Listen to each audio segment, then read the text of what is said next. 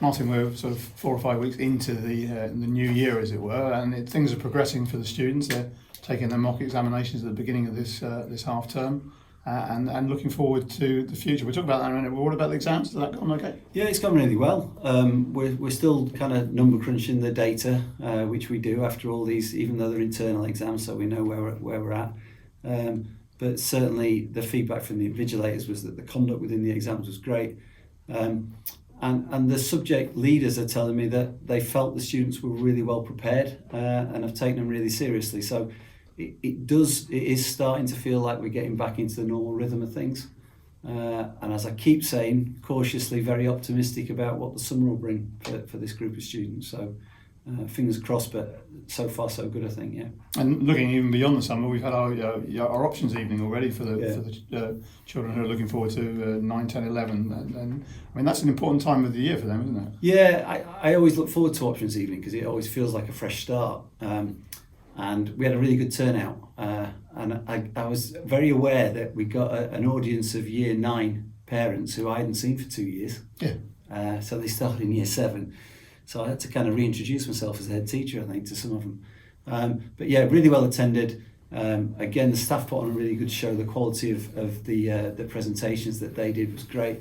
And I've got to give Claire Jones a mention here. She only joined us in September. She's made a really big impact in a short period of time. She led the process and she did it really well. As you say, it's nice to see things coming back to normal. COVID's not quite left us though yet, has it? And I mean, there are school policies which differ slightly from national policies. Yeah, I mean the stats tell us it's far from left us, despite what the government are trying to tell us. Yeah, we're taking a slightly different stance. So I don't think it's anything too radical, but the masks are still working for us. We still feel we've got to protect our staff and our students. So.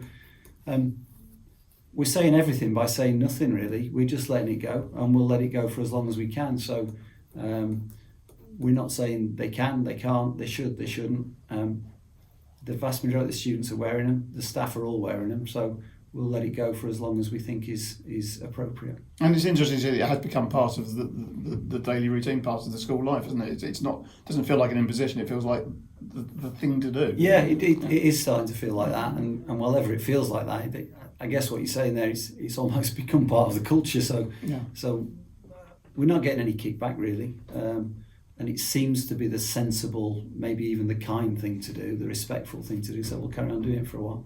Talking of respect, the school closed early this week, one day this week, because it was the funeral of Stevie Mitchell, science teacher here at Lipson. And I gather you're really pleased with the way the school has rallied round in this sad time. It sounds strange, doesn't it, to say that I'm pleased or I'm proud, but I am incredibly proud. Sometimes I think it takes something like this to make you really. I was already aware that the culture in the school was becoming stronger and stronger, but it's really brought the community together. Yesterday was the funeral. It was really moving. We had a group of staff that had asked to go, and they were up there. We got a group of students, a few students up there, a few students with their parents. But the loveliest surprise was a couple of minutes into the service, a group of 12 or 14 year 8 girls turned up off their own steam. They'd run up the hill. Probably we didn't let them out of school early enough. And they just wanted to pay their respects. And I was speaking to them afterwards, and they just said they wanted to be there. They really liked him. They also admitted they'd given him a hard time, but they said they really liked him. And that particular message really affected Stevie's mum and dad. I had a message from them last night, and I told them I was going to share this, but it might be the nicest message I've ever received as a head teacher, and I'm just going to share parts of it today. Hi Martin, Teresa and I would we'll write a fuller appreciation of what Lipson School, their amazing students and staff have meant to us in this time and how much they meant to our son. In the meantime, we can't stop reading the book of condolences. And thanks, Rick, by the way, for putting that together, because that was really well appreciated. As for the children who scampered up there to say their goodbyes, we have no words. A glorious memory we will never forget. Please pass on our heartfelt thanks. You're obviously proud of your students and staff, as was our son, and we can see why. All the very best, Steve and Teresa. That meant the world to me. Yeah, it's lovely. Isn't it?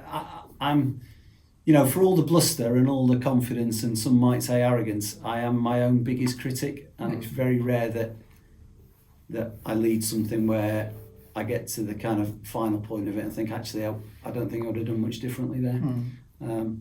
But this one, I think, as a community, as a group of staff and group of students, I think we've done it about as well as we could, and I think we've given Stevie probably the best send-off that we possibly could have done. Yeah, I had the privilege of being able to read some of the messages that the children put in the Book of Remembrance, and there was a genuine, deep love for him, wasn't there, really? Yeah, and the kids just say how it is, don't they? Exactly. Yeah. So we had some nice messages from the staff, but the students just cut to the chase. So when you looked at it as a collection of comments, it hung together really nicely, didn't it? Yeah. It did. So as I said, thank you for putting that together. Looking forward, as we must, it's not all about getting your head down over books and whatnot else. The enrichment days are back, and not only they're back, but they're back and bigger than ever, because you are extending it to people who missed it out because of COVID in previous years. So we're trying to make up for lost time, I think. So we've got 2 years to make up for. We launched it today. It was like the sales at Debenhams on Boxing Day. We got hundreds of kids in an hour and a half before they were supposed to be in school. So that was to choose their option, wasn't it? To get on the list and choose the thing that they wanted to do during activities week. So we had to cancel the staff briefing because there were so many kids in school by 8:10. I know. I turned up at 7:00 and there was already a queue outside the front gate. I mean, it is balmy, really, but great testament to the way that Mr. Goodman, Miss Geraghty have set it up. They've obviously got into the students' heads and really enthused them.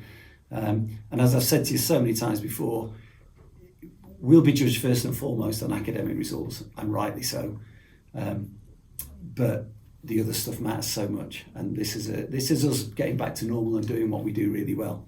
And the range of activities available in the summer for the students is just fantastic. So they've certainly bought into it in a big way. Yeah, they have, and maybe we found a way to get people to come to school on time. Well, perhaps the attendance officer should be looking carefully at it. Who knows? No, it's very good, isn't it?